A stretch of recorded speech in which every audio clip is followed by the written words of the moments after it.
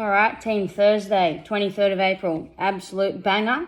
Love me an EMOM. So first one, every minute on the minute for 10 minutes. Your first station will be 40 to 70 double unders. Your second minute will be 15 weight plate ground to overhead with a 20 kilo plate and a 15, obviously depending on what it is that you have.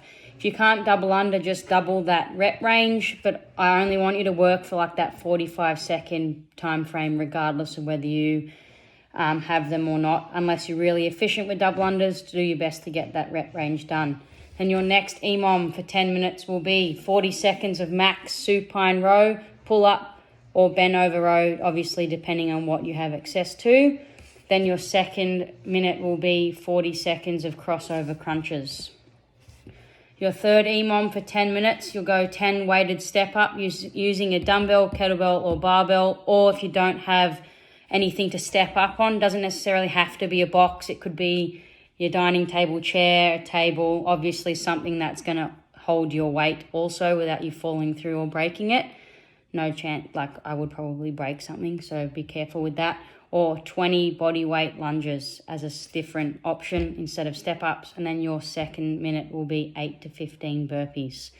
Your last EMOM for 10 minutes will be 40-second banded good mornings or broomstick good mornings.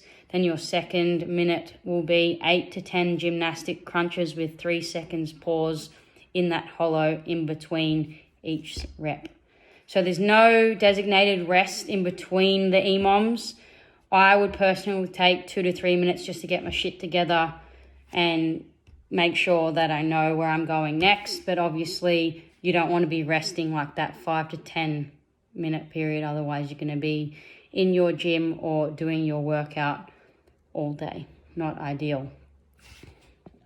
All right, guys, so a lot of these movements are pretty self-explanatory in the sense of what they are because we do them a lot in class. I'm not going to go through everything, but I will go through some of the movements, so bear with me.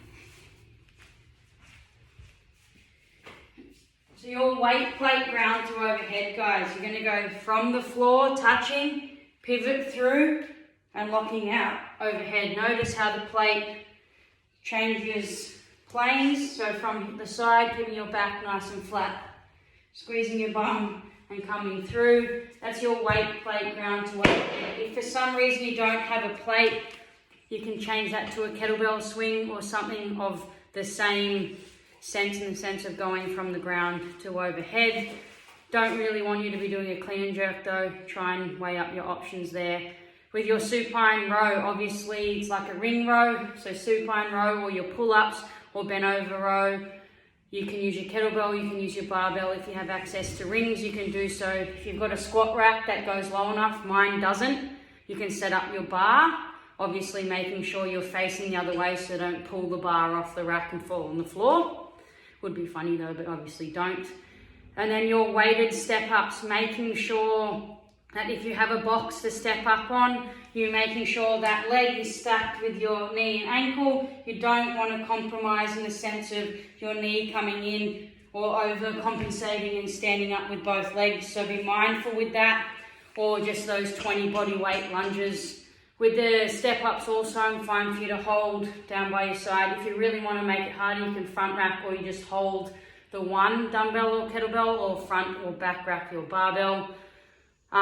Then you've got your banded good mornings or your broomstick good mornings. You can even feel tension in your hamstrings whether you have a broomstick or you can use your mop if you don't have a broomstick, if you don't have a band.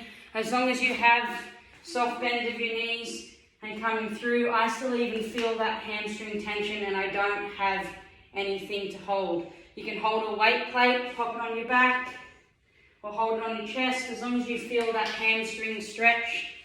And keep that soft bend of the knees. And I'm going to go through now your gymnastic crunch in that hollow with 3 seconds in between. Come on, watch out.